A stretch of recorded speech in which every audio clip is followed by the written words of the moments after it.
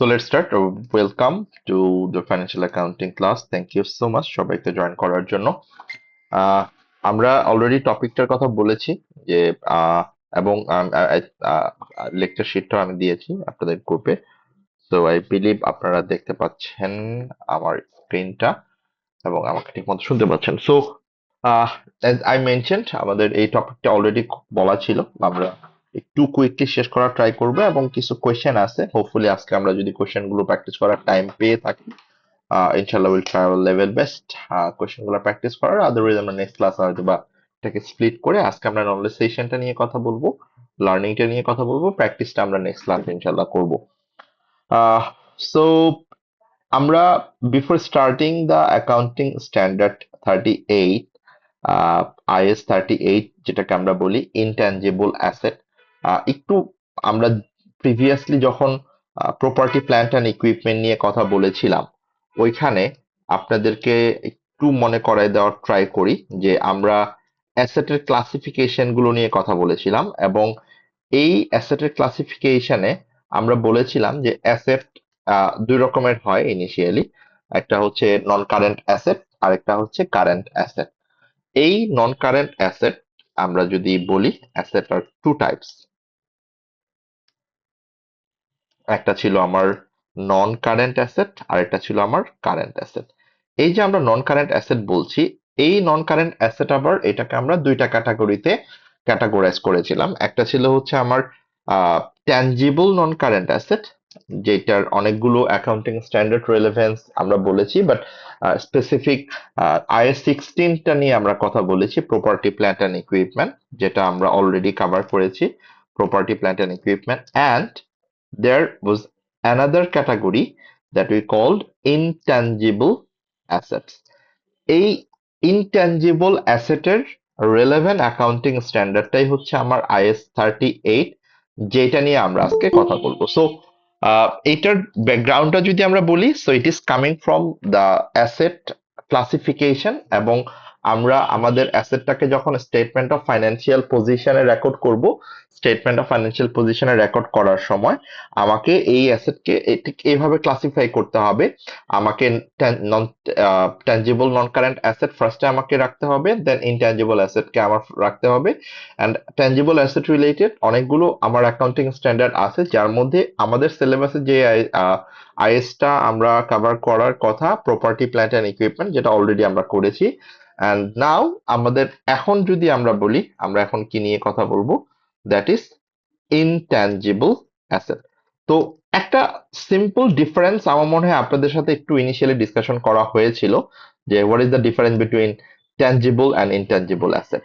আমি যদি ভুল না করে থাকি, একটা বেসিক ডিফারেন্সের কথা আমরা বলেছিলাম, যে the main difference between tangible and intangible assets are based on the physical existence. যেটা আমরা জানি যে ট্যানজিবল নন কারেন্ট অ্যাসেটের ফিজিক্যাল সাবস্টেন্স থাকে, বাট ইনট্যানজিবল অ্যাসেটের no physical substance or existence. মানে ইনট্যানজিবল অ্যাসেটের আমার কোনো এক্সিস্টেন্স অর কোনো সাবস্ট্যান্স থাকে না।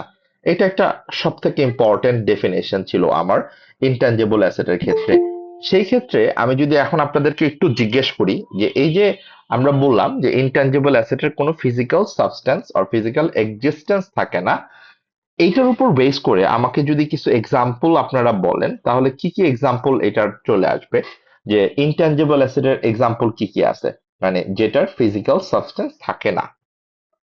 এটা কি একটু বলা যায় আমাকে, যে ইনট্যাঞ্জিবল অ্যাসেটের কিছু এক্সাম্পল যেটা আপনারা প্রিন্সিপাল অফ অ্যাকাউন্টিং কোর্সে আই বিলিভ শিখেছেন or পড়েছেন।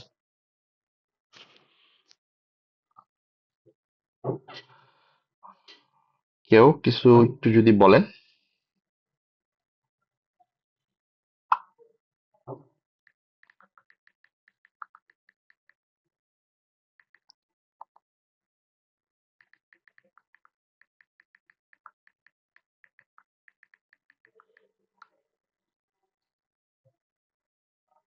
কেউ কি আমাকে একটু হেল্প করবেন না তাহলে? ইনট্যাঞ্জিবল অ্যাসেটের কোনো এক্সাম্পল কি আপনাদের কারো মাথায় আসছে না? ওর কেউ কি না যেমন জানলেও? ল্যান্ড আছে, তারপরে ল্যান্ড বিল্ডিং কি টাইপের। ল্যান্ড কি ল্যান্ড কি ইনট্যাঞ্জিবল? মানে ল্যান্ড কি আপনি ফিজিক্যাল এটাকে আপনি টাচ করতে পারেন না, ওর এটার কোনো এক্সিস্টেন্স নাই। মানে আমি তো এটা জিনিসটাকে মানে ধরে ধরে তো বলবো না, মানে বলা হচ্ছে না যেরকম এই পরিমাণ ডিস্টেন্সের ল্যান্ড, না না, এই জন্য আমি বললাম আর কি। নো নো নো নো, ল্যান্ডের স্পেসিফিক স্যার, ইনট্যাঞ্জিবল পরিমাপ অ্যাসেট আছে, বিল্ডিং এর স্পেসিফিক এক্সিস্টেন্স আছে। যেটাকে আমরা বলি ইনট্যাঞ্জিবল, আমি একটু জাস্ট সরি, ইনট্যাঞ্জিবল বলতে আমরা যেটাকে বুঝি that you can not touch, that you can not move, that sir, you can not goodwill. Take. যেমন একটা ভালো এক্সাম্পল ভাই বললো যে গুডউইল, এটা একটা গুডউইল। খুব খুব কমন একটা এক্সাম্পল ইনট্যাঞ্জিবল অ্যাসেটের ক্ষেত্রে। আর আর কি কোনো এক্সাম্পল মনে পড়ে আপনাদের? স্যার, আপনারা পড়েছেন, পেটেন্ট, আপনারা কপিরাইট আপনারা এগুলো কি স্যার ইনট্যাঞ্জিবল? ইয়েস, ইয়েস, আমি সফটওয়্যার এক্সাম্পল গুলাই কপিরাইট, চাচ্ছিলাম, এক্সাম্পল গুলাই চাচ্ছিলাম। সফটওয়্যার, পেটেন্ট, ফ্র্যাঞ্চাইজি এটা এরকম। ট্রেডমার্ক, কপিরাইট, ফ্র্যাঞ্চাইজি হতে পারে, অর রয়্যালটি হতে পারে। বুক, যেমন বইয়ের ক্ষেত্রে এটা রয়্যালটি হয়, রাইট? এইগুলাই আমার বেসিক্যালি আরো অনেক এক্সাম্পল থাকে, licensing could be, okay. So এগুলা হচ্ছে আমার ইনট্যাঞ্জিবল অ্যাসেটের এক্সাম্পল। এক কথায় এগুলা আপনি কখনোই ফিজিক্যালি টাচ করতে পারবেন না। যেমন ইউ ক্যান নট টাচ কোনো software, patent, copyright, trademark, royalty, licensing, এগুলা all are intangible in nature, okay. And এই টাইপ অফ নেচার অফ অ্যাসেটের জন্য আমরা যে অ্যাকাউন্টিং স্ট্যান্ডার্ডটা ফলো করি, that is our accounting standard, that is our topic for today, IS 38।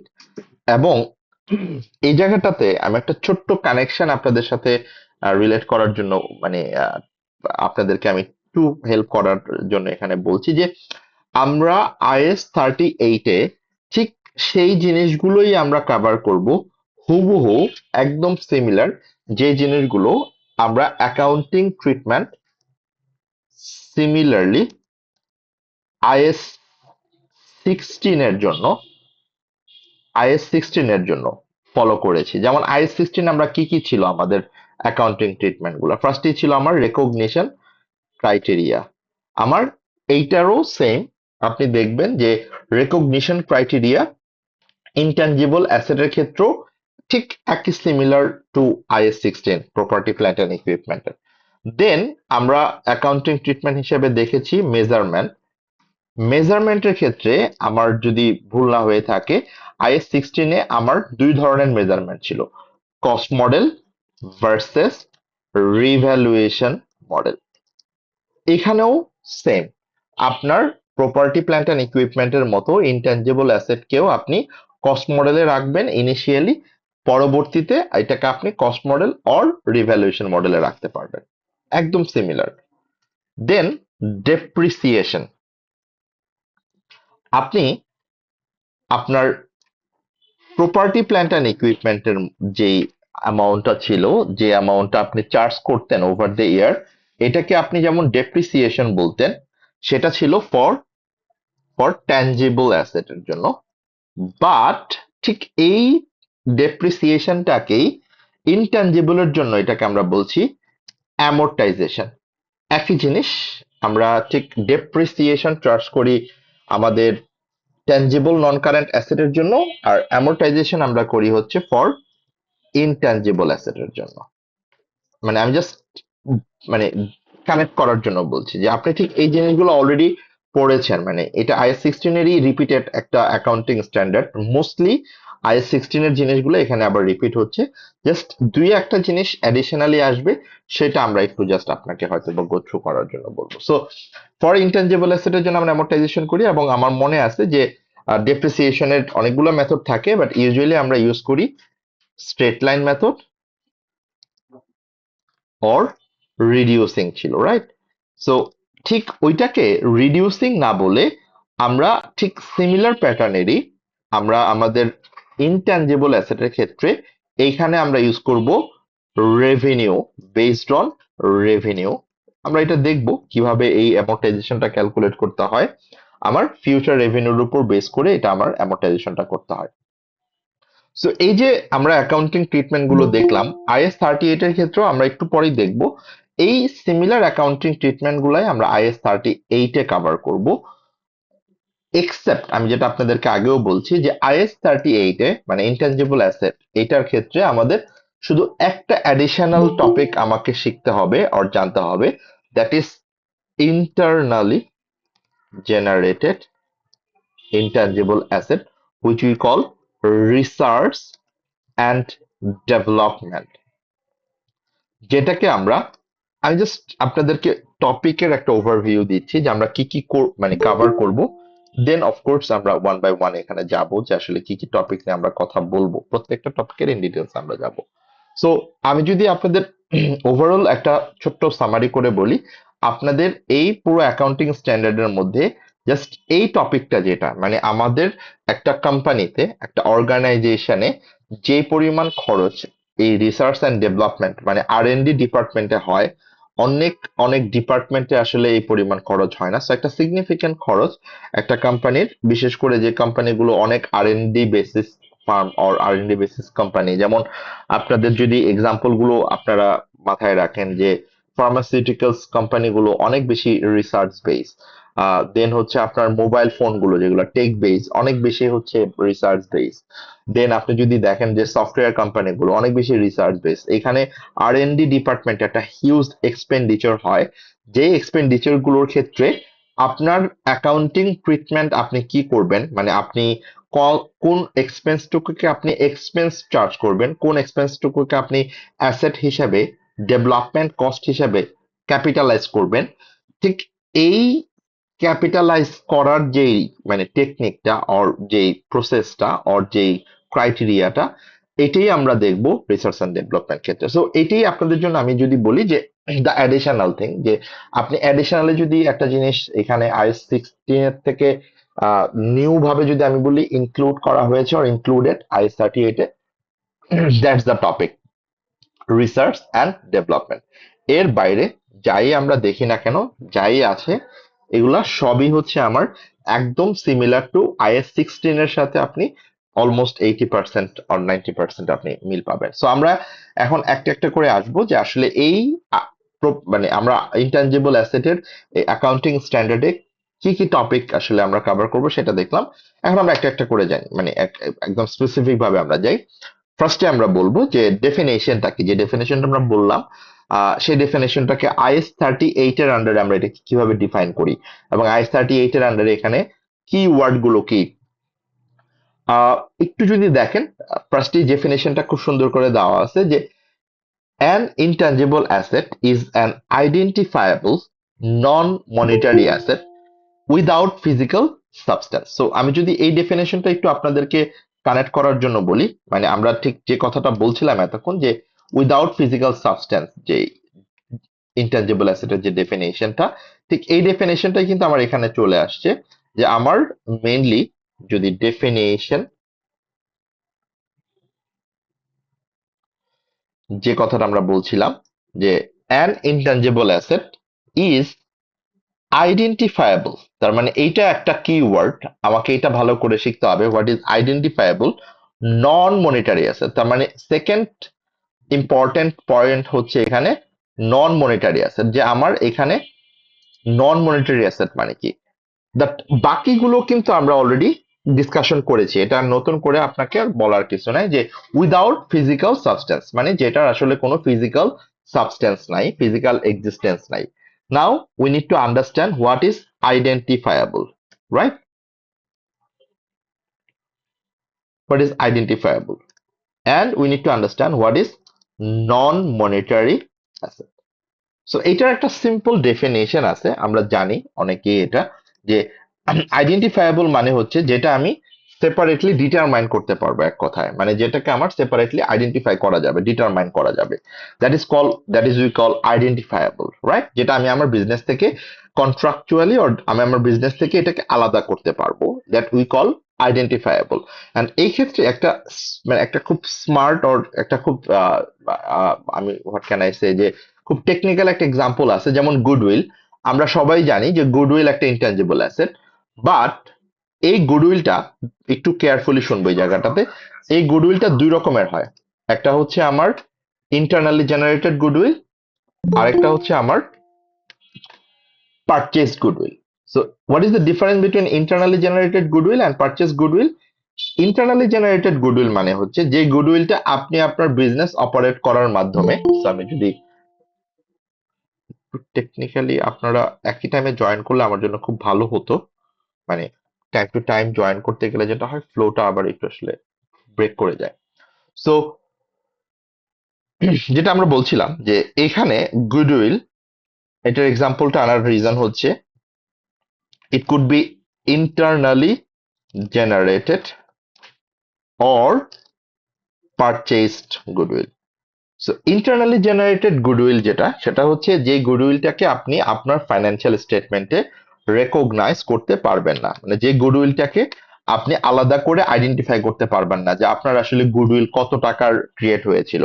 যে কাজটা আপনারা যদি কেউ মাঝখানে ইভ্যালির কথা মনে করে থাকেন, ইভ্যালি যে ভুলটা করেছিল যে তারা হচ্ছে তাদের কোম্পানির ইন্টারনালি জেনারেটেড একটা হিউজ পরিমাণ গুডউইলকে তারা তাদের ফাইন্যান্সিয়াল স্টেটমেন্টে এনেছিল, যেটা পরবর্তীতে ফ্রড হিসেবে অনেক স্ক্যাম হয় and অনেক বড় বড় স্ক্যান্ডাল হয়, যেটা আপনারা পরবর্তীতে জেনেছেন। সো একটা জিনিস আমরা একটু এখান থেকে ক্লিয়ার হই যে ইন্টারনালি জেনারেটেড কোনো আমার goodwill or whatever reputation or anything brand, এগুলাকে আমরা কখনোই আইডেন্টিফাই করতে পারি না, এটাকে আমরা কখনোই বিজনেস থেকে সেপারেট করতে পারি না। দ্যাট ইজ ওয়াই আমরা ইন্টারনালি জেনারেটেড গুডউইলকে কখনোই আমরা আমাদের ফাইন্যান্সিয়াল স্টেটমেন্টে রেকগনাইজ করতে পারি না। তার মানে আপনারা যে গুডউইলের কথাটা বলেছেন অর আমরা যে গুডউইলটা দেখি স্টেটমেন্ট অফ ফাইন্যান্সিয়াল পজিশনে, স্টেটমেন্ট অফ ফাইন্যান্সিয়াল পজিশনের ইনট্যাঞ্জিবল অ্যাসেটের আন্ডারে, দ্যাট ইজ পারচেজড গুডউইল। মানে আমি যখন কোনো কোম্পানিকে অ্যাকোয়ার করতে যাই, যেটা আপনারা জানেন যে অনেক ক্ষেত্রেই অনেক কোম্পানি আরেকটা কোম্পানিকে অ্যাকুইজিশন অর অ্যাকোয়ার করে, মার্জার এন্ড অ্যাকুইজিশন হয়, সেই ক্ষেত্রে এই অ্যাকুইজিশনের জন্য যে গুডউইলটা ক্রিয়েট হয় সেই গুডউইলটাই কিন্তু আমরা আমাদের স্টেটমেন্ট অফ ফাইন্যান্সিয়াল পজিশনে দেখাচ্ছি। So the reason is internally generated গুডউইলকে আমরা কখনোই আইডেন্টিফাই করতে পারি না, সেপারেটলি এটা আইডেন্টিফাই করা যায় না। So that is the definition of identifiable, যেটা আমি আমার বিজনেস থেকে সেপারেট করতে পারি কি না, যদি পারি তাহলে সেটা আমার intangible asset. But internally generated কোনো গুডউইল, ইন্টারনালি জেনারেটেড কোনো ব্র্যান্ড, এটাকে আমরা কখনোই বলতে পারি না যে আমার টোটাল কত টাকার অ্যাকচুয়ালি সেপারেটলি গুডউইল ক্রিয়েট হয়েছে। এটা তখনই রেকগনাইজ অর এটাকে তখনই ডিটারমাইন করা পসিবল হয় যখন এটা অ্যাকুইজিশনের মাধ্যমে গুডউইলটা ক্রিয়েট হয়। সে company a company B K acquire করবে, মানে পারচেস করবে। সো এই যে পারচেস করার সময় যদি কোম্পানি বি কে অ্যাডিশনাল কোনো টাকা দিতে হয় ডিউ টু দ্য গুডউইল, সেই অ্যামাউন্টটা কোম্পানি এ তার ব্যালেন্স শিটে স্টেটমেন্ট অফ ফাইন্যান্সিয়াল পজিশনে গুডউইল হিসেবে দেখায় আর দেখাতে পারে। দ্যাট গুডউইল আপনারা স্টেটমেন্ট অফ ফাইন্যান্সিয়াল পজিশনে দেখেন আর যে এক্সাম্পলটা আপনারা দিয়েছেন। So that is the example or that is the definition of identifiable. আমরা এটা একটা মোটামুটি ভাবে এক্সাম্পল দিয়ে বোঝানোর ট্রাই করলাম। And another point was non monetary asset. এইটা আপনাকে একটু ভালো করে বুঝতে হবে। নন মনিটারি, এইটার একটা সিম্পল ক্লাসিফিকেশন আছে। অ্যাসেটস আর again or further classified between monetary and non monetary. So আপনাদের এই জায়গাটাতে আমি একটা ছোট ভুল ধারণা থাকতে পারে, এটা আমি একটু ধারণাটা ক্লিয়ার করে দিব। আর এখনই আমি বলে দিচ্ছি যে আপনাদের মনে হতে পারে যে মনিটারি মানে হচ্ছে যেটা মানি দিয়ে মেজার করা যায়, যেটা টাকা দিয়ে মেজার করা যায় দ্যাট ইজ মনিটারি, আর যেটা টাকা দিয়ে মেজার করা যায় না that is non monetary. But this is not the clear concept regarding monetary and non monetary. So monetary আর নন মনিটারির ক্লাসিফিকেশনটা, এটা ডেফিনেশনটা, এটা আন্ডারস্ট্যান্ডিংটা এভাবে চিন্তা করতে হবে আমাদের যে মনিটারি অ্যাসেট, যে অ্যাসেট থেকে আমি যে বেনিফিটটা পাবো এই বেনিফিটের অ্যামাউন্টটা স্পেসিফিক্যালি আমার কত টাকা পাবো, কত অ্যামাউন্টে পাবো, দ্যাট ইজ ডিটারমাইনেবল, মানে যেটা আমি ক্লিয়ারলি ডিটারমাইন করতে পারি, ক্লিয়ারলি আমি আমি এটাকে স্পেসিফাই করতে পারি, আমি ক্লিয়ারলি এটাকে আইডেন্টিফাই অর ডিটারমাইন করা যায় যে কত টাকা বেনিফিট পাবো। যেমন আমি যদি বলি ক্যাশ অর ব্যাংক, মানে আমার অ্যাকাউন্টে কত টাকা আছে সেটা আমি ক্লিয়ারলি বলতে পারবো। আমার রিসিভেবল, যেমন আমি যদি এক্সাম্পল গুলো এভাবে আনি, ক্যাশ অর ব্যাংক, রিসিভেবল, এগুলা সবই আমার মনিটারি অ্যাসেট, বিকজ আমি জানি আমি আমার রিসিভেবলের কাছে, আমি আমার কাস্টমারের কাছে কত টাকা পাবো, আমি কত টাকা বেনিফিট পাবো, আমি জানি আমার অ্যাকাউন্টে কত টাকা আছে, আমার ব্যাংকে কত টাকা আছে। এগুলাকে আমরা বলি মনিটারি অ্যাসেট। এখানে আরেকটা কনফিউশন আপনাদের থাকে অনেকেই, আর অনেক সময় এটা থাকে, অনেক অ্যাডভান্স লেভেলে যখন আপনি যাবেন এইগুলো নিয়ে ডিসকাশন যখন হবে, যে অল কারেন্ট অ্যাসেটস আর monetary asset. It's not the right thing, because এখানে আমরা দেখছি যে কারেন্ট অ্যাসেট গুলো monetary asset, of course cash receivable সবই কারেন্ট অ্যাসেট, বাট এখানে এমন কিছু কারেন্ট অ্যাসেট থাকে, যেমন আমি যদি বলি ইনভেন্টরি, ইনভেন্টরি কিন্তু কারেন্ট অ্যাসেট, বাট ইনভেন্টরি কিন্তু আবার মনিটারি অ্যাসেট না। কেননা আমার ইনভেন্টরি সেল করে এক্স্যাক্টলি কত টাকা পাবো এটা we can not determine, we can not predict in a particular way, because এমনও হতে পারে আমার ইনভেন্টরিটা হয়তো বা অবসোলেট হয়ে যেতে পারে, এমনও হতে পারে আমার ইনভেন্টরির ডিমান্ড কমে যেতে পারে। সো ইনভেন্টরি কিন্তু আবার মনিটারি অ্যাসেট না। মানে হচ্ছে মনিটারি আর নন মনিটারির মধ্যে ডিফারেন্স হচ্ছে যেই অ্যাসেট থেকে আমি বেনিফিট কত টাকা পাবো সেই অ্যামাউন্টটা আমি স্পেসিফিক্যালি ডিটারমাইন করতে পারি, that we call monetary asset. But যেই অ্যাসেটের বেনিফিটটা আমি কত টাকা এক্স্যাক্টলি পাবো সেটা আমি ডিটারমাইন করতে পারি না in monetary value, that we call non monetary asset. যেমন আমি যদি বলি property plant and equipment, that's not a monetary asset, because আপনি ক্লিয়ারলি কখনোই বলতে পারবেন না যে আপনি এই অ্যাসেট থেকে, এই মেশিন থেকে, এই বিল্ডিং থেকে এক্স্যাক্টলি এত টাকা করে বেনিফিট পাবেন, that's not possible to determine. As well as intangible অ্যাসেটের ক্ষেত্রেও আপনার এই যে সফটওয়্যার, আপনার যে প্যাটেন্ট, ট্রেডমার্ক, এগুলা থেকে এক্স্যাক্টলি ফিউচারে কত টাকা বেনিফিট পাবেন, that you can not determine in monetary value, specifically determine করা পসিবল না in the money. That is the difference between monetary আর নন মনিটারি। সো এই দুইটা জিনিস আপনাকে একটু মনে রাখতে হবে to understand the definition of identifiable and non monetary asset that is applicable for intangible asset. এই ডেফিনেশনটাই এইখানে বক্স আকারে সুন্দর করে দেওয়া আছে, এবং এটার উপর বেস করেই আমরা এই এক্সাম্পল গুলোর কথা এতক্ষণ ধরে আপনাদেরকে বলেছিলাম, যে আমাদের যে যে এক্সাম্পল গুলো আছে, goodwill, patent, trademark, copyright, licence, এগুলো all are example of intangible asset. Okay, এরপর আমরা চলে যাই আমাদের ঠিক পরের যে টপিকটুকু আছে, বাট সেটাতে যাওয়ার আগে আমি একটু জাস্ট কনফার্মেশন, আপনারা জাস্ট আমাকে কনফার্ম করেন যে আমরা এই যে ইনট্যাঞ্জিবল অ্যাসেটের ডেফিনেশনটা নিয়ে কথা বললাম, এই ডেফিনেশনটা কি আপনারা ক্লিয়ার কিনা, মানে আমি যেটুকু বললাম এটা কি আপনারা বুঝতে পেরেছেন কিনা with the example.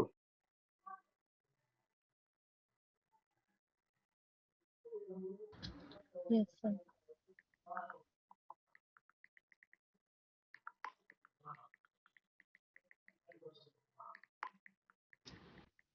Okay,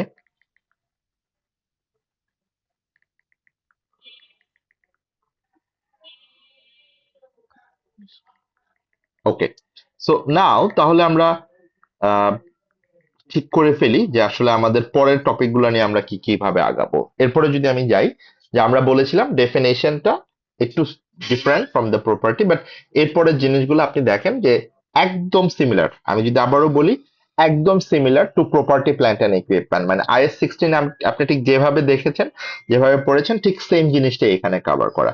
you see যে ফার্স্ট টাইমের recognition criteria property plant and ইকুইপমেন্টের মতোই এখানে আছে, যে IS 38, an intangible asset is to be recognized if and only if the following criteria are met.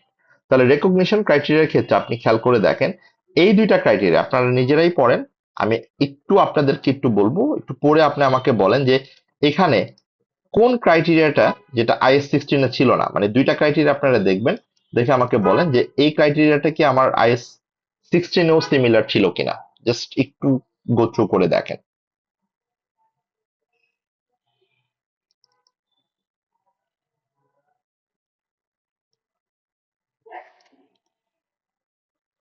It is probable that the future economic benefits from the asset will flow to the entity. It was a same recognition criteria for property, plant and equipment. And the second, the cost of the asset can be reliably measured. The same accounting recognition criteria was similar to the property, plant and equipment. তার মানে আমি আমার intangible asset, আমি যখন আমার intangible asset recognise করব, রেকগনিশনের জন্য আমার সিম্পল ক্রাইটেরিয়া হচ্ছে এটাকে আমার এই দুইটা ক্রাইটেরিয়া মিট করতে হবে। নাম্বার 1 কি বললাম, it is probable that future economic benefits will be flow to the entity, মানে হচ্ছে company, and the cost can be measured রিলায়েবলি, right? মানে যে হচ্ছে কস্টটা রিলায়েবলি মেজার করতে পারতে হবে। একদম হুবহু same recognition criteria to the property plant and equipment, এবং তখনই আমি আমার এই অ্যাসেটটাকে আমার এই ক্রাইটেরিয়া অনুযায়ী ইনট্যাঞ্জিবল অ্যাসেট আমি ডেবিট করতে পারবো, and bank or cash or payable, যদি আমি ক্রেডিটে এটা পারচেস করে থাকি, এটাকে আমরা ক্রেডিট করতে পারবো। So that is hour recognition criteria. তার মানে আমি যখন আমার ইনট্যাঞ্জিবল অ্যাসেট পারচেস করব, আর আমি যখন আমার ইনট্যাঞ্জিবল অ্যাসেটকে আমি ডেভেলপ করব, যদি সফটওয়্যার হয়, সেই ক্ষেত্রে আমার জন্য ঠিক এই অ্যামাউন্টটাই হচ্ছে আমি আমার ক্রাইটেরিয়া হিসেবে, রেকগনিশন ক্রাইটেরিয়া যদি ফুলফিল করে, আমি ইনট্যাঞ্জিবল অ্যাসেটকে ডেবিট করব এবং ব্যাংক অর পেয়েবলকে ক্রেডিট করব। এরপরের পার্টটাই আসে হচ্ছে আমার মেজারমেন্ট, যেটা আমরা একটু আগেই কথা বলছিলাম, যে মেজারমেন্টের ক্ষেত্রে আমরা ইনিশিয়ালি এই ইনট্যাঞ্জিবল অ্যাসেটকে মেজার করব হচ্ছে আমার কস্টে। সো দ্য সিমিলার কস্টে, তার মানে কস্ট মানে হচ্ছে আমি আমার যেই অ্যামাউন্টে এই ইনট্যাঞ্জিবল অ্যাসেটকে পারচেস করেছি, হিস্টোরিক্যাল পারচেস প্রাইস, এটাকে আমরা বলছি কস্ট। অ্যান্ড সাবসিকুয়েন্টলি, মানে পরবর্তীতে আমার ইনিশিয়াল রেকগনিশনের পর, ইনিশিয়াল মেজারমেন্টের পর সাবসিকুয়েন্টলি এটাকে আমরা কস্ট মডেলেও রাখতে পারবো, অর রিভ্যালুয়েশন মডেলেও রাখতে পারবো। সেম জিনিস যদি রিভ্যালুয়েশন মডেলে আমরা রাখি, ওই বাকি সব টেকনিক গুলো আমাকে ওইভাবেই অ্যাপ্লাই করতে হবে। আমার রিভ্যালুয়েশন সারপ্লাস যেটা হবে সেটা একদম সিমিলার টু IAS 16 এর যে রিভ্যালুয়েশন সারপ্লাস ছিল, রিভ্যালুয়েশন রিজার্ভ। সো এটা রিপিট করার আসলে কিছু নাই। অ্যান্ড অ্যাজ ওয়েল অ্যাজ আমরা যদি ক্যারিং ভ্যালুর কথা বলি, আমাদের ট্যাঞ্জিবল অ্যাসেটের ক্ষেত্রে ক্যারিং ভ্যালু যে আমরা ছিল, ক্যারিং ভ্যালুর অ্যামাউন্টের ঠিক যেই ক্যালকুলেশনটা ছিল, এখানেও same carrying value or net book value. ঠিক আপনি যদি ফর্মুলাটা মনে রাখেন, কস্ট লেস, ওইটা ছিল অ্যাকুমুলেটেড ডেপ্রিসিয়েশন, এটা হয়ে যাবে অ্যাকুমুলেটেড অ্যামortization। মানে হচ্ছে জাস্ট টার্মটা ডিফারেন্ট, মানে আমার একই জিনিস, অ্যাকাউন্টিং ট্রিটমেন্টও একই হবে। যেমন আমার ডেপ্রিসিয়েশনের অ্যাকাউন্টিং এন্ট্রি যেটা ছিল depreciation debit, accumulated depreciation credit, এখানেও সেম, এটা হয়ে যাবে amortization account debit, accumulated amortization credit. Just টার্মটা different, all will remain same, all the calculation will remain similar. ঠিক এরপর সাবসিকুয়েন্ট মেজারমেন্টের ক্ষেত্রে যদি আমি বলি, এখানে যে জিনিসটা নতুন করে চলে আসছে, যে অ্যামortizationের যে ব্যাপারটা, এইটা একটু আমরা এখান থেকে ক্যালকুলেট করে যাই, এবং এখান থেকে আমরা একটু জাস্ট টেকনিকটা দেখে যাই যে ডিফারেন্সটা ঠিক কোন জায়গায়, এবং তারপর আমরা আমাদের ওই অ্যাডিশনাল যে টপিকটুকু রিসার্চ অ্যান্ড ডেভেলপমেন্ট, যেটাকে আমরা R&D বলছি, সেই জায়গাটাতে আমরা যাবো ইনশাল্লাহ। সো অ্যামortizationের ক্ষেত্রে আমরা যে কথাটা বললাম, it is similar process to the depreciation, because আমার ডেপ্রিসিয়েশনের ক্ষেত্রে over the useful life of tangible অ্যাসেটকে আমরা ডেপ্রিসিয়েট করি ইকোনমিক ভ্যালু ফল করার কারণে। এখানে আমরা ইনট্যাঞ্জিবল অ্যাসেটের যে ইউজফুল লাইফ থাকে, সেই ইনট্যাঞ্জিবল অ্যাসেটের ইউজফুল লাইফ আমরা অ্যালোকেট করি প্রপার প্রসেসে, দ্যাট ইউ কল অ্যামortization। এবং accounting treatment property plant and ইকুইপমেন্টের ক্ষেত্রে ছিল depreciation account or depreciation expense debit, যেটা স্টেটমেন্ট অফ প্রফিট অর লসে যেত, অ্যান্ড অ্যাকুমুলেটেড ডেপ্রিসিয়েশন ক্রেডিট, যেটা আমার স্টেটমেন্ট অফ ফাইন্যান্সিয়াল পজিশনে যায়। এখানে সেম জিনিস, অ্যামortization expense debit, accumulated amortization. So you see the difference, only the terminology of depreciation versus amortization. Depreciationটা আমরা বলি tangible এর ক্ষেত্রে, amortizationটাকে আমরা বলি intangible এর ক্ষেত্রে, দ্যাটস ইট। একই প্রসেস আমরা ট্যাঞ্জিবল অ্যাসেটের ক্ষেত্রে, মানে প্রপার্টি প্ল্যান্ট এন্ড ইকুইপমেন্টের ক্ষেত্রে, যেই অ্যাসেটের কোনো ফিনিট ইউজফুল লাইফ ছিল না, যেমন ল্যান্ড, আমরা এটার ক্ষেত্রে কোনো ডেপ্রিসিয়েশন চার্জ করতে পারতাম না। Same goes for intangible asset. যেই ইনট্যাঞ্জিবল অ্যাসেটের finite useful life or specific particular useful life থাকবে না, ইনফিনিট ইউজফুল লাইফ, সেই ক্ষেত্রে আমরা এটার কোনো অ্যামortization চার্জ করতে পারবো না। এবং এটার ক্ষেত্রে আমাকে অবশ্যই একটা ইম্পেয়ারমেন্ট রিভিউ করতে হবে, যেটা আপনাদের এই পেপারের অর এই সিলেবাসের পার্ট না, এই কোর্সের পার্ট না। এটা আপনার IS 36 ইম্পেয়ারমেন্ট লস, এটা পরবর্তীতে হয়তো বা অ্যাডভান্স কোনো কোর্সে আপনি পাবেন। সো ওইটা আপনাকে চেক করতে হবে যে ইম্পেয়ারমেন্ট হলো কিনা। তার মানে এখানেও সেম জিনিস, যদি ইনট্যাঞ্জিবল অ্যাসেটের ইউজফুল লাইফটা আপনি জানেন কত বছর, তাহলে আপনি অ্যামortization করতে পারবেন। আর যদি আপনি আপনার ইনট্যাঞ্জিবল অ্যাসেটের ইউজফুল লাইফ জানেন না, যদি ইনফিনিট হয়, তাহলে আপনি অ্যামortization চার্জ করতে পারবেন না। Simple as that, similar to property plant and equipment. Now next point যেটা আমরা বলছিলাম, যে এখানে আমার অ্যামortizationের মেথড কি হবে। ডেপ্রিসিয়েশনের মেথড দুই রকম ছিল, একটা ছিল স্ট্রেট লাইন মেথড আর একটা ছিল রিডিউসিং ব্যালেন্স মেথড। এখানেও একদম স্ট্রেট লাইন মেথড হুবহু same as property plant and equipment. আমরা স্ট্রেট লাইন মেথডে যে কাজটা করতাম, সেখানে আমার কস্ট যদি থাকে, কস্ট থেকে রিসাইডুয়াল ভ্যালুটা আমরা বাদ দিতাম, এবং রিসাইডুয়াল ভ্যালুটা হচ্ছে এটা আমরা এই ইনট্যাঞ্জিবল অ্যাসেট ইউজফুল লাইফ শেষে সেল করে যে টাকাটা পাবো, এটাকে আমরা বলি residual value or salvage value or scrap value. সে অ্যামাউন্টটা কোশ্চেনে দেওয়া থাকবে, যদি দেওয়া থাকে তাহলেই আপনি এটা বাদ দিতে পারবেন, আদারওয়াইজ বাদ দিতে পারবেন না। সো আপনি কস্ট থেকে রিসাইডুয়াল ভ্যালু বাদ দিবেন, বাদ দেওয়ার পর then what you need to do, you need to divide it by the useful life, যে ইউজফুল লাইফটা কোশ্চেনে দেওয়া থাকবে।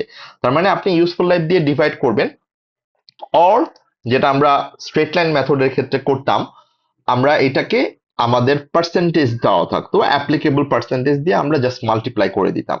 তো এখানেও ইনট্যাঞ্জিবল অ্যাসেটের ক্ষেত্রেও আমরা ক্যালকুলেশনটা সেমই রাখবো, সেমই করব, যে হয় আমরা ইউজফুল লাইফ যদি দেওয়া থাকে, অফকোর্স আমরা ইউজফুল লাইফ দিয়ে ডিভাইড করব আমাদের ডেপ্রিসিয়েবল অ্যামাউন্টটা। সেটা কিভাবে আসছে, কস্ট থেকে রিসাইডুয়াল ভ্যালুটা বাদ দিলে। আমি জাস্ট এই জিনিসগুলো যেহেতু রিপিট, আমি সাইড বাই সাইড কানেক্ট করে দিচ্ছি। ক্যালকুলেশন আমরা যখন করব, আপনি অটোমেটিক্যালি রিলেট করতে পারবেন যে এটা কিভাবে আসলে ক্যালকুলেশনটা করতে হয়। মানে নলেজ পার্টটা যেহেতু রিপিটেড, মানে আমি আসলে আর ফার্দার ইন ডিটেলসে খুব একটা যাওয়ার প্রয়োজন আছে বলে মনে করছিলাম না। সো স্টিল আমরা একটু সময় দিব, যদি কারো কোনো কোয়েশ্চেন্স থাকে আপনারা আমাকে আস্ক করতে পারেন। নেক্সট আরেকটা যে মেথড ছিল, আর আরেকটা যে মেথড আমরা প্রপার্টি প্ল্যান্ট অ্যান্ড ইকুইপমেন্টের ক্ষেত্রে পড়ে আসি, that was reducing balance method or diminishing balance method. এই জায়গাটাই হচ্ছে ডিফারেন্স অ্যামortizationের ক্ষেত্রে। অ্যামortizationের ক্ষেত্রে এখানে ডিফারেন্সটা হচ্ছে এমন যে আমরা ওইখানে যেমন রিডিউসিং ব্যালেন্স মেথড পড়েছি, আমরা এখানে এটাকে ডিফারেন্ট একটা মেথড দেখব, সেটা হচ্ছে বেসড অন। সো একটা হচ্ছে স্ট্রেট লাইন মেথড, যেটা আমরা একটু আগেই বললাম, that is same as the straight line method in IS 16 PPE. এটা nothing change, nothing difference, একদম সেম। আরেকটা হচ্ছে based on future revenue, okay, based on future revenue মানে হচ্ছে আপনি আপনার এই ইনট্যাঞ্জিবল অ্যাসেট, সে আপনার একটা ইনট্যাঞ্জিবল অ্যাসেট আছে, আমি জাস্ট একটা প্র্যাকটিক্যাল এক্সাম্পল দেখি যে কিভাবে এটা হয়।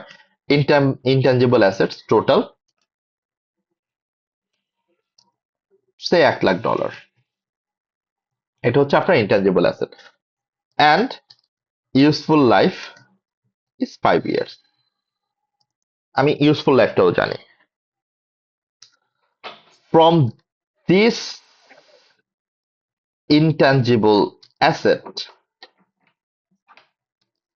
the business, the company can generate future estimated revenue is year 1 say 20,000, year 2 say 15,000, year 3 say 25,000, year 4 say 30,000। Just এগুলা হাইপোথেটিক্যাল ফিগার, এটাকে আবার কেউ জাস্টিফাই করে বললেন না যে স্যার কেন কম বেশি হচ্ছে। ইয়ার 5 say 20,000, এখন আপনি আমাকে একটু হেল্প করেন যে টোটাল রেভিনিউ কত, এস্টিমেটেড রেভিনিউ কত, টোটাল এস্টিমেটেড রেভিনিউ কত?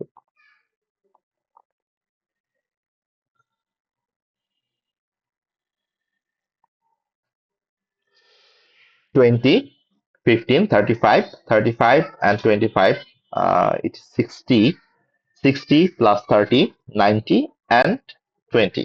So আমি যদি ভুল না করে থাকি 100, 10,000 হচ্ছে আমার total estimated revenue, total estimated revenue. এখন আমি যদি আপনাকে জিজ্ঞেস করি যে what is the amortization in year one, তাহলে আপনি কিভাবে এটা ক্যালকুলেট করবেন? আমি বলছি এটা বেসড অন ফিউচার রেভিনিউ। তাহলে আপনাকে ফার্স্টে ইনট্যাঞ্জিবল অ্যাসেটের যে কস্ট, এইটা আগে আপনাকে অ্যামortize করতে হবে, ডিভাইডেড বাই টোটাল রেভিনিউ, মানে আমার টোটাল এস্টিমেটেড রেভিনিউ 1,10,000, ইনটু আপনি ঠিক যেই বছরের অ্যামortizationটা করছেন। তাহলে আপনি এখন ইয়ার ওয়ানের অ্যামortization করছেন, তাহলে ইয়ার ওয়ানের যে অ্যামortizationের জন্য ইয়ার ওয়ানের যে রেভিনিউ, বেসড অন রেভিনিউ যেহেতু আমরা বলছি, এই ইয়ারের যেটুকু রেভিনিউ সেটুকুই হচ্ছে আপনার জন্য ইয়ার ওয়ানের অ্যামortization। একই রকম ভাবে আপনি এই প্রতি বছরের অ্যামortization গুলো ক্যালকুলেট করবেন। ইয়ার টুতে হচ্ছে 15,000 রেভিনিউ, তাহলে এটা আমার 15,000 হবে। এটার রেভিনিউ হচ্ছে 25,000, তাহলে আমার 25,000 হবে। এটা হচ্ছে আমার 30,000, তাহলে এটা আমার 30,000 হবে। এইটার রেভিনিউ হচ্ছে 20,000, সো 20,000 হবে। আপনি প্রতি বছরের যেই রেভিনিউর উপর বেস করে অ্যামortization, সেই অ্যামাউন্টটা আপনি আমাকে একটু কাইন্ডলি হেল্প করে বলেন যে ইয়ার ওয়ানে অ্যামortization কত, ইয়ার টুতে কত, ইয়ার থ্রিতে কত, ইয়ার ফোরে কত, ইয়ার ফাইভে কত? এনিওয়ান প্লিজ আমাকে একটু ওয়ান বাই ওয়ান একটু বলেন।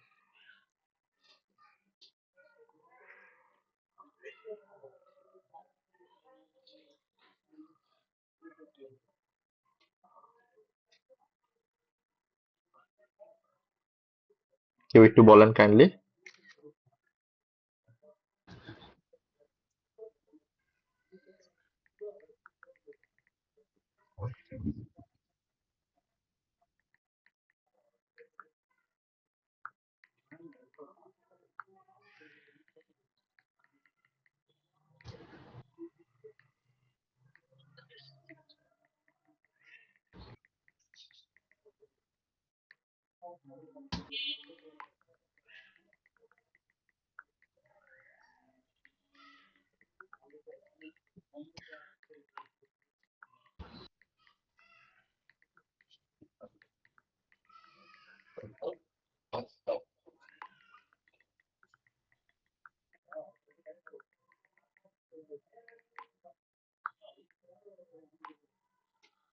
ওকে, তাহলে Sir, আমাকে 18.18. আমি আমি ক্যালকুলেট করতে হবে আমাকে? এতটুকু কষ্ট করতে চাচ্ছেন না আপনারা? Very good, Sorry, sir. করছি তো So বলেন তাহলে। 18.18. 18,000 প্রথমটা, রাইট? 18,181 এটা আসছে আমার। আচ্ছা, 18,181 এইটা Ji, sir. ইয়ার টু এরটা।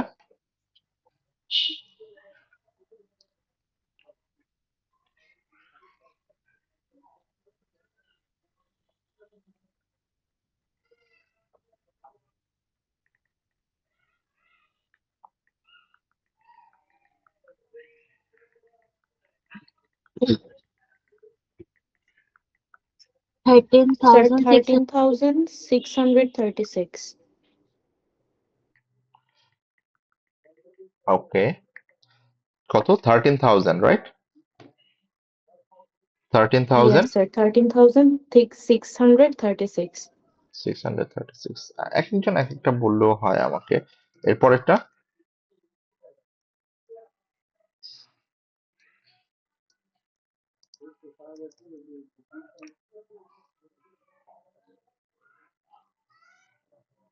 Sir, 22,727. এইটা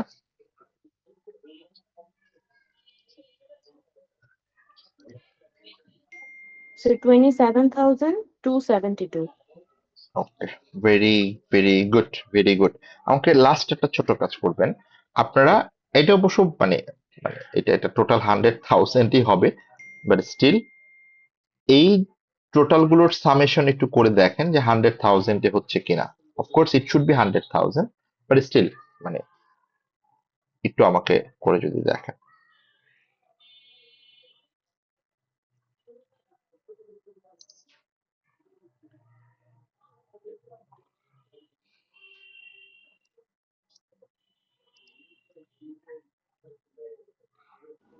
Sir, 99,997. মানে কিছুটা ডিফারেন্স Nine হচ্ছে eight. বিকজ অফ যে আপনারা অনেক জায়গায় ফ্র্যাকশন করেছেন, ঠিক না? So I think you guys understood the process of calculating amortization based on revenue. So it's not that rocket science thing, simple, but you have to just feel the like what can I say যে টার্মটা বোঝা যায়, understand করা যায় based on revenue. মানে হচ্ছে আমি অ্যামোর্টাইজ করব আমার ফিউচার রেভিনিউর উপর বেস করে, দ্যাটস দ্য থিং।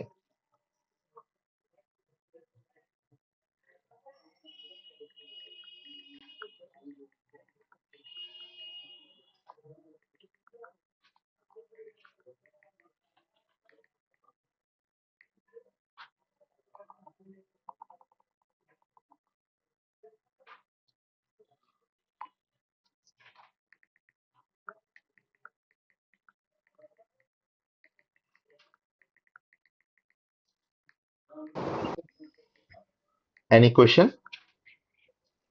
না স্যার। ওকে, ওকে, দেন আমরা যেটা মানে আমি যেটা একটু আগেই বলছিলাম, this new topic that we call research and development, এইটা নিয়ে আমরা একটু কথা বলি। তাহলে আই থিংক আমাদের নলেজ পার্টটা শেষ। If you guys allow me, আমরা হয়তো বা প্র্যাকটিসের দু একটা জিনিস একটু আপনাদের সাথে কথা বলতে পারি।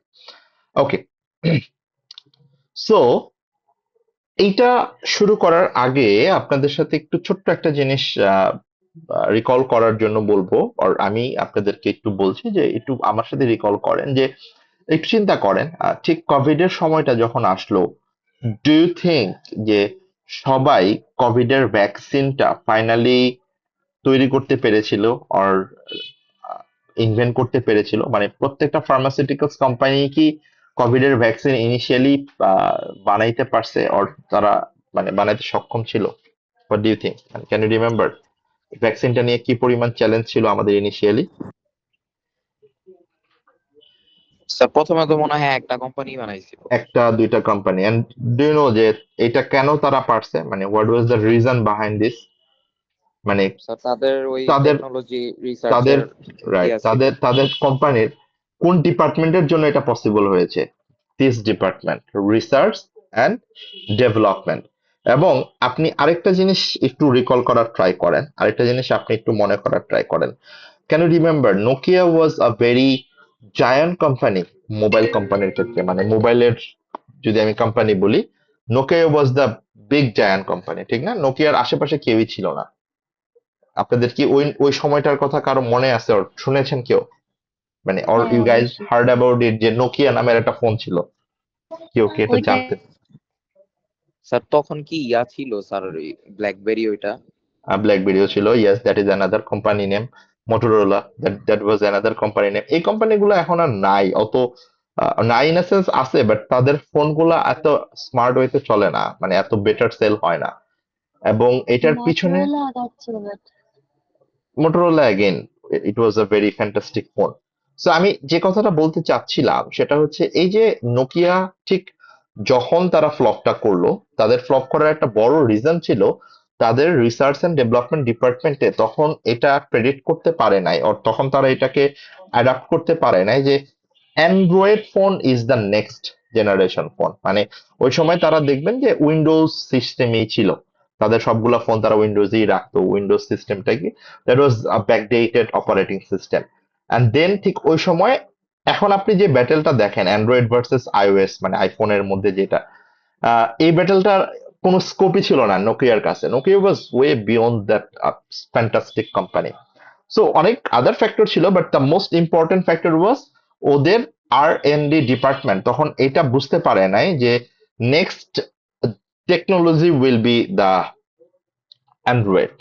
ওকে, সেম এখন আপনি অনেক কোম্পানি দেখবেন, অনেক আইটি কোম্পানি দেখবেন, যদি তারা এআই আর আর্টিফিশিয়াল ইন্টেলিজেন্স এটার সাথে অ্যাডাপ্ট না করতে পারে, না করে, তাহলে তাদের কোম্পানিটার ফিউচার যেই সাকসেস আর ফিউচার যে গ্রোথ, ফিউচার যে সাস্টেনেবিলিটি, এটা অনেক অংশেই থ্রেট হবে, জাস্ট বিকজ অফ তাদের একটা স্ট্রং আর&ডি ডিপার্টমেন্ট যদি না থাকে। সো এই প্রত্যেকটা কথা, আমি যতগুলো ইন্ডাস্ট্রির কথা আপনাকে বললাম, যে ফার্মাসিউটিক্যালস ইন্ডাস্ট্রি, টেক, মানে লাইক মোবাইল কোম্পানিগুলো, দেন ইভেন গাড়ির ক্ষেত্রে, মানে গাড়ির ক্ষেত্রে you guys you have to understand যে গাড়ির টেকনোলজি গুলো কত আপডেট হয় over the time, 5 or 10 years। আপনি 10 বছর আগেও গাড়ির যে টেকনোলজি কেউ চিন্তা করে নাই, now electric vehicle is very common. Then আমরা যেটা বললাম যে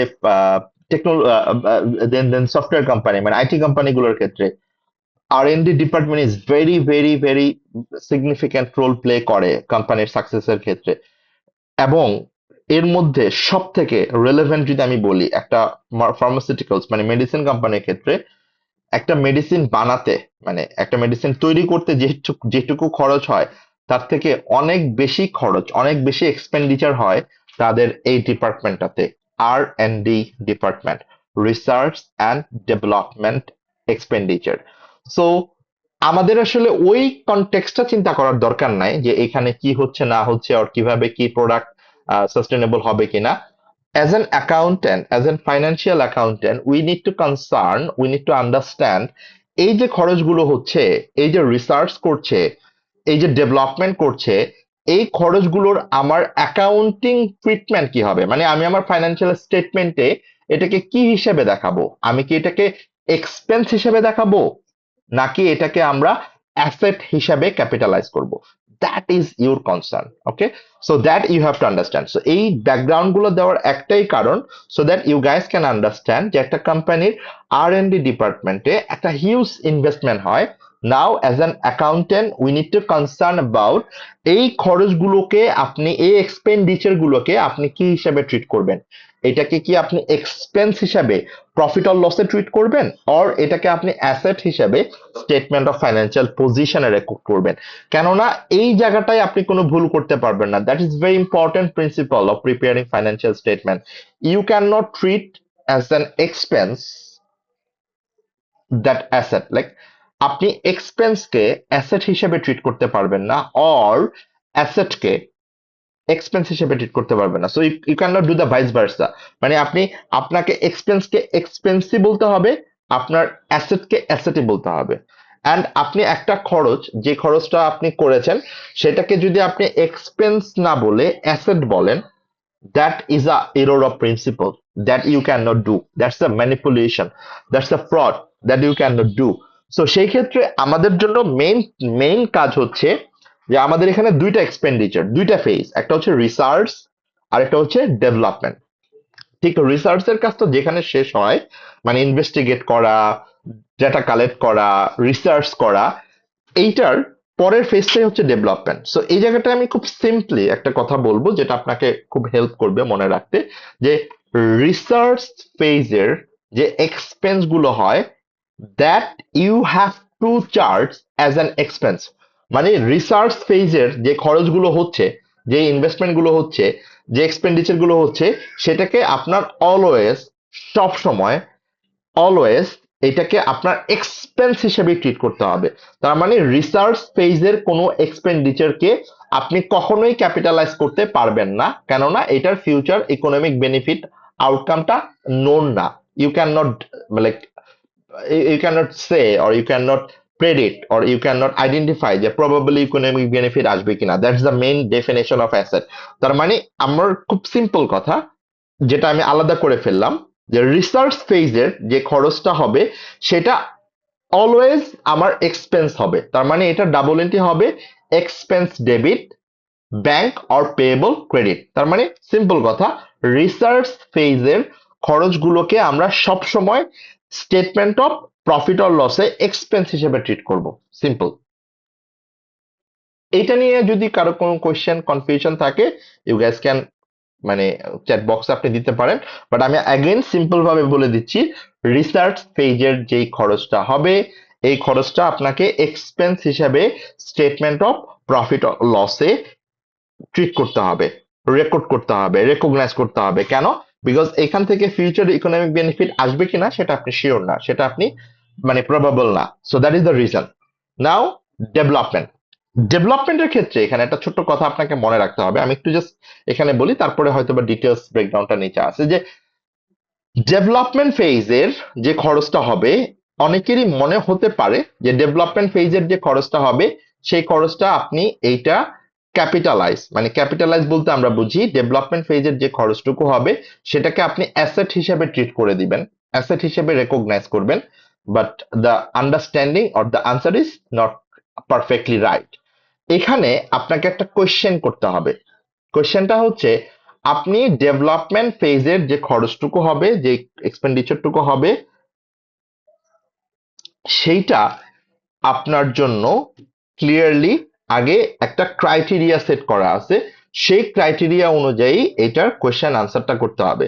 যে আমরা ডেভেলপমেন্ট ফেজের যে খরচটা, ডেভেলপমেন্ট ফেজের যে কস্টটা, এটাকে কি আমরা ক্যাপিটালাইজ করতে পারবো কিনা। So that's the question. এটার একটা সিম্পল কোয়েশ্চেন হচ্ছে, আমার যে ক্রাইটেরিয়া গুলো আছে, আমার ক্রাইটেরিয়া গুলা কি সেটা আমি একটু পরের কোয়েশ্চেনে আসছি।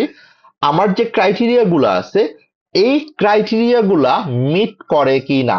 তার মানে ডেভেলপমেন্ট ফেজের এক্সপেন্ডিচারটাকে আমরা অ্যাসেট হিসেবে ট্রিট করার জন্য একটা কোয়েশ্চেন করব। কোয়েশ্চেনটা হচ্ছে, এইটা আমার ক্যাপিটালাইজেশনের ক্রাইটেরিয়া মিট করে কিনা। যদি মিট করে, যদি অল ক্রাইটেরিয়া মিট করে, অ্যাগেন আমি বলছি, যদি all criteria, not the partial, যদি অল ক্রাইটেরিয়া মিট করে, তাহলে আমরা ডেভেলপমেন্ট ফেজের খরচগুলোকে অ্যাসেট হিসাবে, ইনট্যাঞ্জিবল অ্যাসেট হিসাবে রেকগনাইজ করতে পারবো। আর যদি ক্রাইটেরিয়া মিট না করে, যদি আনসার নো হয়, তাহলে এটাকে আমরা ইনট্যাঞ্জিবল অ্যাসেট হিসেবে রেকগনাইজ করতে পারবো না। তার মানে আমরা দুইটা পয়েন্ট নিয়ে কথা বলছিলাম। একটা পয়েন্ট আমি একটু লিখেই দেই, যে always remember, research expense should be charged as expense in statement of profit or loss. Always there is no, what can I say, alternative. So there is no exception, right? Now for development expenditure,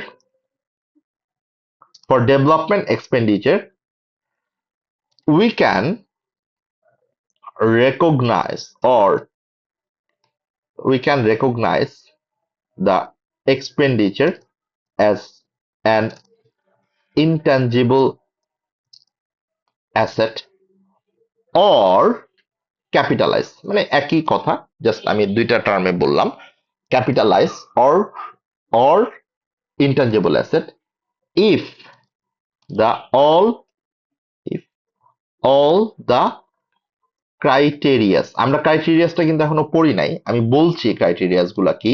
এটা একটা mnemonic আছে, খুব simple একটা mnemonic আছে, technique আছে। If all the criterias are মেট, তাহলে এখন question হবে যে আমার সবগুলো ক্রাইটেরিয়া মিট করে কিনা। আনসার কি হবে? Yes, all criterias are met, or no, all criterias not met। দুইটাই তো আনসার হবে। মানে আমি সিম্পল ভাবে যদি বলি যে এখানে ক্রাইটেরিয়া মিট করবে আর করবে না। যদি মিট করে তাহলে কি হবে? যদি মিট করে তাহলে the cost in development phase should be capitalized and record as an intangible asset in the statement of financial position, right? যদি ক্যাপিটালাইজেশনের ক্রাইটেরিয়া মিট করে তাহলে এটাকে আমার অবশ্যই ইনট্যাঞ্জিবল অ্যাসেট হিসেবে ট্রিট করতে হবে and charge amortization as per the policy, মানে আমার যে পলিসি বলবে, যদি বলে স্ট্রেট লাইন স্ট্রেট লাইন, যদি বলে reducing sorry based on revenue তাহলে বেসড অন রেভিনিউ, সিম্পল কথা। সো এই হচ্ছে আমার সিম্পল কোয়েশ্চেনের অ্যান্সারটা, মানে আমার ক্রাইটেরিয়া মিট করে কি না। যদি ক্রাইটেরিয়া মিট করে তাহলে এটা আমার জন্য অ্যাসেট, যদি ক্রাইটেরিয়া মিট করে তাহলে এটা আমার জন্য অ্যাসেট। ওকে, আর যদি ক্রাইটেরিয়া মিট না করে তাহলে এটাকে আমি অ্যাসেট বলতে পারবো না। তাহলে এটাকে আমার কি করতে হবে, then the cost incurred should be charged as expense immediately in the statement of profit or loss. Clear? Statement of profit or loss. তাহলে সেই ক্ষেত্রে এটার ডাবল এন্ট্রি কিন্তু হচ্ছে আমার expense debit, bank or payable credit. But এটার ক্ষেত্রে কি হচ্ছিল, এটার ক্ষেত্রে হচ্ছিল intangible asset debit, intangible asset debit, bank or payable credit, right? So that is the difference between আমার development expenditure কি হবে, এটার অ্যাকাউন্টিং ট্রিটমেন্ট কি হবে, সেটা ডিপেন্ড করবে আমার যে ক্রাইটেরিয়া গুলোর কথা আমরা বলছিলাম সেই ক্রাইটেরিয়া। এখন হচ্ছে আমার time, it's time to understand the criteria, মানে আমরা যে ক্রাইটেরিয়া গুলোর কথা বলছি ক্রাইটেরিয়া গুলো কি। So, এই ক্রাইটেরিয়ার একটা নেমোনিক আছে, যে নেমোনিকটাকে আমরা বলি সরি পাইরেট। এটার নাম হচ্ছে নেমোনিক, মানে হচ্ছে যদি আমরা বলি যে নেমোনিক ওয়ার্ডটা হচ্ছে আপনারা অনেক জায়গায় দেখেন, যেমন IELTS, রাইট? সো এটার কিন্তু একটা মানে এটা it's a short form of the total term of the IELTS, so International English Language Test Center, so a system.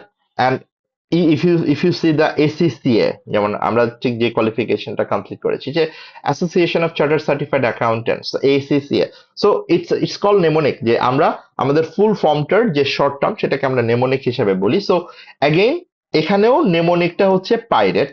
যদি আপনি দেখেন এখানে প্রত্যেকটা ওয়ার্ডের ফার্স্ট মানে লেটারটা নিয়ে আর ফার্স্ট মানে লেটারের যেই ডিটেলসটা সেটাকে আমরা যদি শর্ট ফর্মে আনি তাহলে এটাকে আমরা বলছি নেমোনিক পাইরেট। সো আপনি প্রত্যেকটা মানে সেন্টেন্স দেখেন প্রবাবল ইকোনমিক বেনিফিট, সো আপনি ওয়ান মানে পি এবং ইটা দেখেন তাহলে আপনি মোটামুটি বুঝতে পারবেন, রাইট? সো পি মানে হচ্ছে প্রবাবল ইকোনমিক বেনিফিট, ই মানে হচ্ছে estimated cost that you can measure reliably, and if you can just connect এইটার সাথে দেখেন এই যে probable economic benefit and the cost of the asset reliably measured, right? So just sorry, electricity চলে গেল।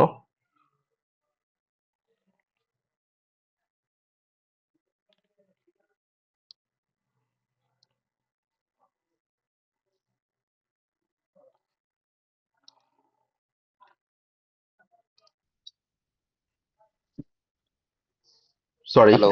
Sorry so electricity gone, আমি just hotspot দিয়ে connect করলাম। সো আই স্টপ মাইসেলফ, আমি কথাও বলি নাই, আই অলরেডি নোটিস যে ইলেকট্রিসিটি চলে গেছে। হ্যাঁ, সো ঠিক আমরা যে কথাটা বলছিলাম যে আপনি একটু জাস্ট কেয়ারফুলি পি এবং ইটা দেখেন, বাকিগুলো আমি কানেক্ট করে দিচ্ছি আপনাকে, বাট পি এবং ইটা আপনি দেখেন।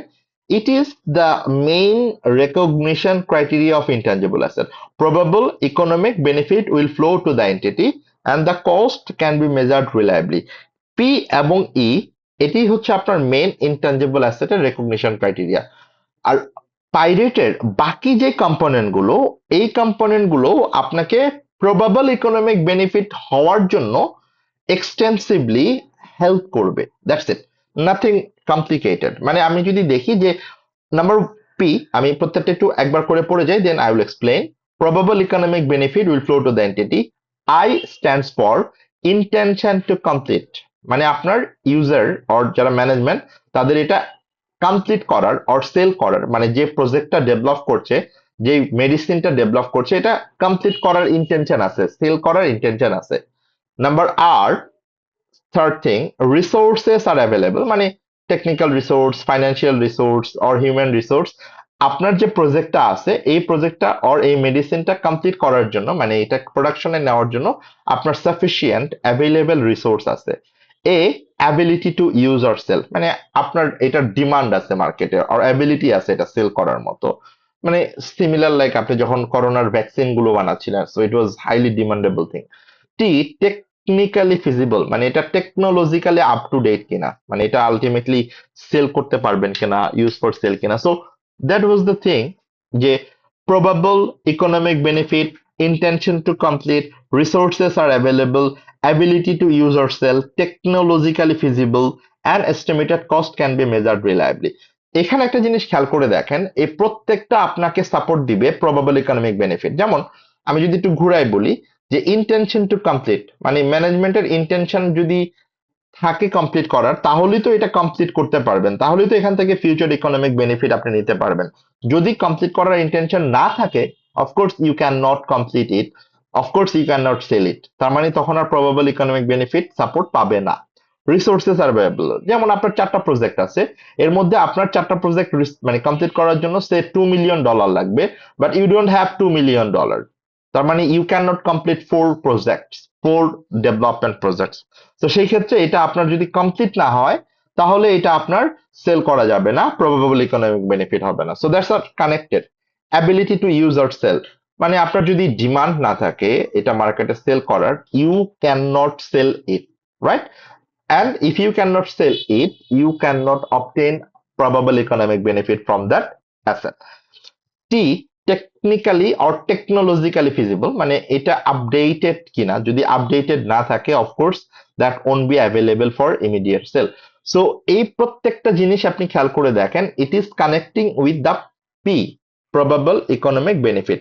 সো এটা আপনাকে যে মুখস্থই রাখতে হবে এই কোর্সের জন্য ব্যাপারটা তা না, but that's a very standard way, smart way to study. যে আপনি জানেন যে কোনো ইন্টারভিউতে আর যে কোনো জায়গায় যদি আপনাকে কেউ ডিসকাশনের জন্য জিজ্ঞেস করে, you know the development criteria that can be capitalized by it, খুব সুন্দর করে যদি আপনি বলে দেন, anyone will be astonished যে আপনি এতটুকু জানেন, very good, very well done. So that was the thing, আমরা ঠিক এই কথাটাই এতক্ষণ এখান ধরে বলছিলাম যে এই যে ক্রাইটেরিয়া গুলোর ক্ষেত্রে আমরা যেটা করব এটাকে আমরা ক্যাপিটালাইজ করব কিনা আর করতে পারবো কিনা।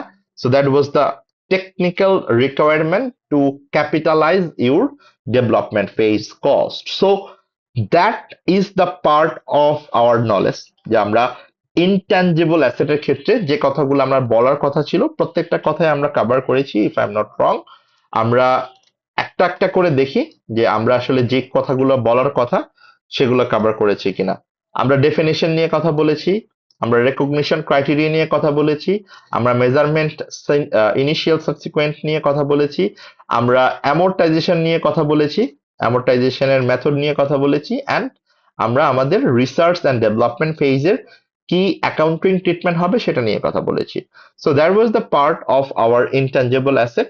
এইটার কোয়েশ্চেন আছে কিছু, যে কোয়েশ্চেন গুলো আমরা নেক্সট ক্লাসে ইনশাল্লাহ আপনাদের সাথে প্র্যাকটিস করব, অ্যান্ড দেন হয়তো আমরা নেক্সট একটা টপিক আবার স্টার্ট করব। সো আমাদের টেকনিক্যালি 2টা টপিক আছে, so it won't take much time. আমি অনলাইন ক্লাসের মাধ্যমে হয়তো এগুলো আপনাদের একটা মেকআপ ক্লাস আমি নেওয়ার ট্রাই করব। সো দ্যাট উড বি এটা হয়তো বা যদি if guys are available tomorrow that we can do, or if we can do it on like Monday or এর পরের উইকে আমাদের একটা এক্সট্রা 2টা ক্লাস যদি নেওয়া লাগে, that we can do. So আমরা একটু জাস্ট আপনাদের জন্য একটু মানে ইটস নট লাইক হোমওয়ার্ক, মানে আমি জাস্ট আপনাদেরকে রিকোয়েস্ট করব যে আপনারা একটু এই কোশ্চেন গুলো দেখলেন, মানে জাস্ট ট্রাই করলেন। ইটস নট লাইক যে প্র্যাকটিস করতেই হবে, মানে সলভ করতে হবে, আমি করে দিব সলিউশনটা, নো ওয়ারিস। এবং সেটা আমি অফকোর্স রেকর্ডিংও রাখবো, সেটা নিয়েও টেনশন করার কোনো কারণ নাই। সো আমার জাস্ট রিকোয়েস্ট থাকবে যে একটু পসিবল হলে কোশ্চেন গুলো একটু দেখে ফেলা, okay? So that's all for today. আমি একটু দেখি দু একটা মনে হয় চ্যাট বক্সে কেউ কিছু বলছিলেন। হ্যাঁ ফাহিম, আপনি মনে হয় কোনো একটা কোশ্চেন করবেন আর কিছু একটা বলবেন। স্যার আমাদের কি ফাইনালে আপনার ইয়া থাকবে যে থিওরি ম্যাথের সাথে? হ্যাঁ হ্যাঁ হ্যাঁ হ্যাঁ। So the pattern would be, আমি তো অফকোর্স কোশ্চেন সিলেবাস কি কি হবে সেটাও বলবো, কি টাইপের কোশ্চেন আপনারা ফেস করতে পারেন সেটাও বলবো, বাট অলওয়েজ রিমেম্বার আমরা এই কোর্সে যেটুকু কোর্সে আমরা কভার করছি or মানে যে টপিকগুলো আছে সেটার 30-70 রেশিওটা হবে, মানে 30 or 35 হয়তো বা থিওরি থাকবে and রিমেইনিং পার্টগুলো আমার ক্যালকুলেশন থাকবে, ম্যাথ থাকবে। ওকে,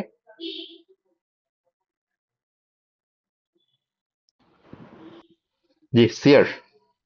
স্যার আমাদের যে মিডে মার্কটা ওটা যদি দেওয়া আমি হতো। কালকে দিয়ে দিব স্যার, কালকে দিয়ে দিব। আমি এই সপ্তাহটা এক্সট্রিমলি সরি, মানে এই সপ্তাহটা আই ডোন্ট নো মানে হাউ ইট ওয়েন্ট অ্যাকচুয়ালি, মানে it was like start and end, মানে I try my level best. Even মাঝখানে what I needed to do, আমি মাঝখানে আমার মনে আছে একদিন আমি বাসায় আসছি রাত 1টায়, একদিন আসছি রাত 12টায়।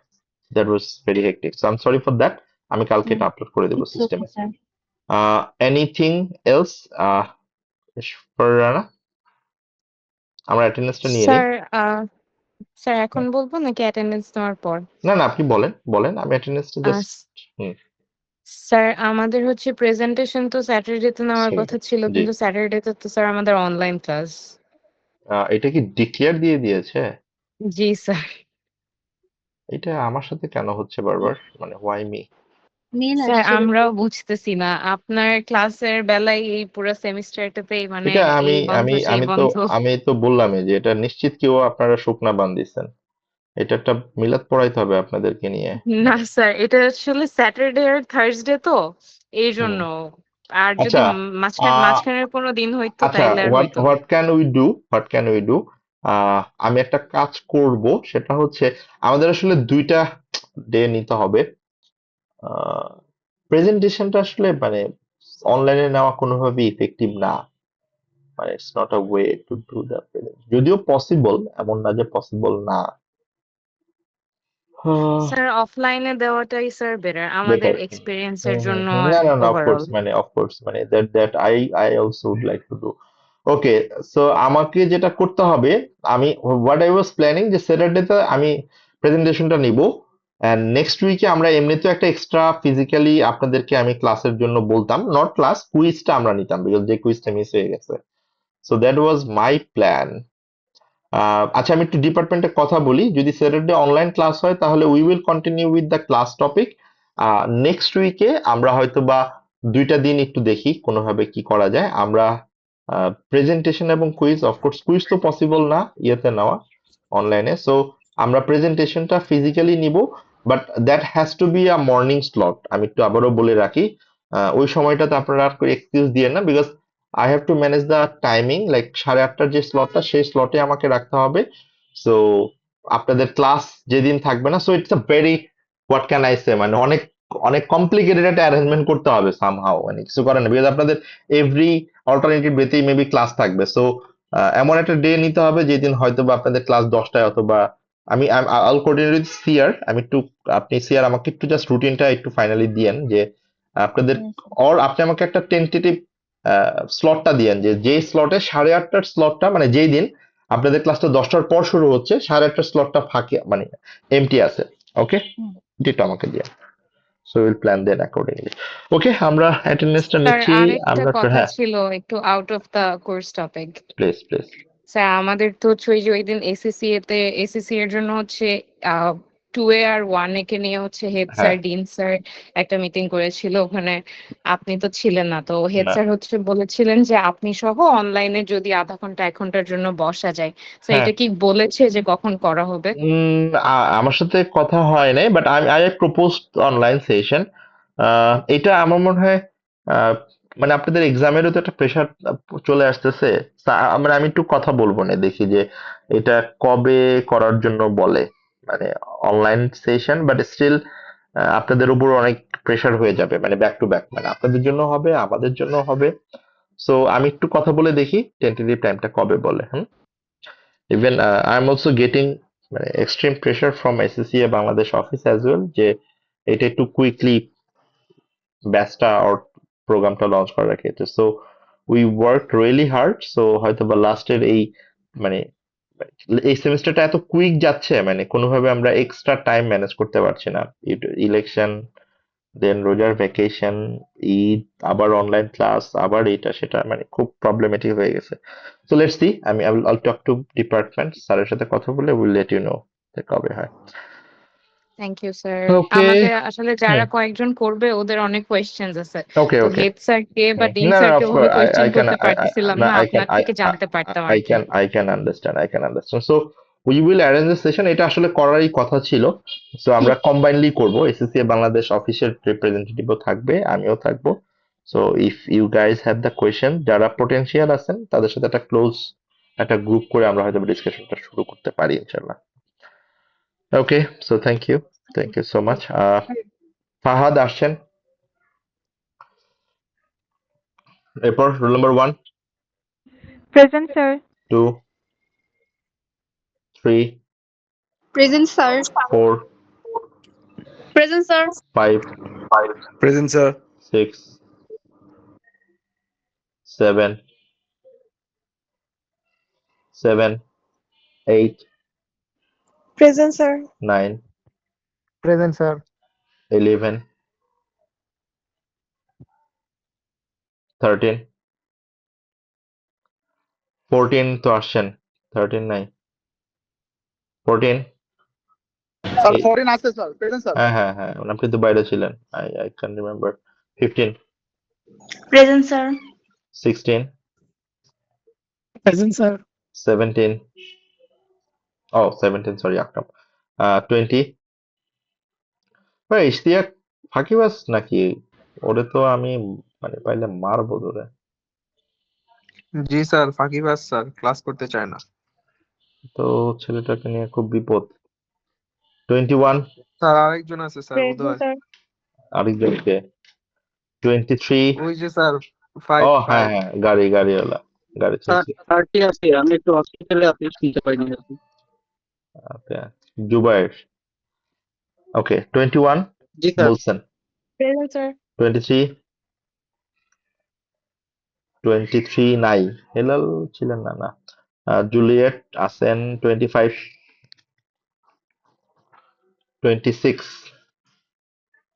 26 নাই 27 সমদ্বীপ কই আমাদের Somdwip 28 Present, sir. 29 Present, sir. 30 present sir. 31 yes sir. 32 33 Present, sir. 34 Present, sir. 35 এই মিম তো জয়েন করছিল কই আছে আবার 35 36 প্রেজেন্ট স্যার। না হয়তো বা ওই দিকে কারেন্ট যায় তো এরকম সময় তো hmm. I hope I guess ওর কারেন্ট চলে ঠিক আছে গেছে ওরে বললেন 50 টাকা দিয়ে প্যাটার্নটা নিয়ে যেতে 36 আচ্ছা 36 just present joke sir. Just joking এটা আবার আপনারা ভাইরাল করে দিয়ে না যে স্যার 50 টাকা নিয়ে অ্যাটেন্ডেন্স নেয় 37 Present, sir. 39 Present, sir. এই আপনি পরে জয়েন করছেন কেন তুলি বাকি 40 Present, sir. 41 41 নাই 44 Present, sir. 46 47 আও 47 প্রেজেন্ট স্যার। 46 নাই ফাঁকিবাজ স্যার, ফাঁকিবাজ। সব ফাঁকিবাজ ওকে তাহলে আমি রেকর্ডিংটা দিয়ে রাখছি ইনশাআল্লাহ you will get the recording soon and আচ্ছা স্যাটারডে ক্লাসটা কি অনলাইন দিয়ে দিয়েছে এই did you get any official email আমাকে একটু Yes, group- sir. চাইলে Email আপনাকে জি, স্যার, দিয়ে update দিতে পারি আমাকে একটু ফ্রাইডে গ্রুপ এন্ড স্যাটারডে একটু গ্রুপে দিয়েন তো ব্রাদার হ্যাঁ একটু ফ্রাইডে কাইন্ড এন্ড স্যাটারডেতে অফিসিয়ালি দিয়ে দিছে যে ইমেল দিল আর কি যে ওটা অনলাইনে নেওয়া হবে মানে আর কি শনিবার দিন আর ওকে যারা এমবিএ তাদের তো শুক্রবার ক্লাসের জন্য হ্যাঁ মানে এমবিএ দের তো ফ্রাইডে ক্লাস সো একটু হ্যাঁ। আমাকে একটু হোয়াটসঅ্যাপে দিয়ে দেন আমি দেখি আই ডিডন্ট হ্যাঁ, আমি গেট দিয়ে দিব communication okay so thank you সবাইকে এন্ড স্যাটারডে যেহেতু online class so we will continue with the topic intangible asset and আরেকটা টপিক আমরা স্টার্ট করব ইনশাআল্লাহ that is our receivable part sorry receivable তো ডান কারেন্ট লায়াবিলিটি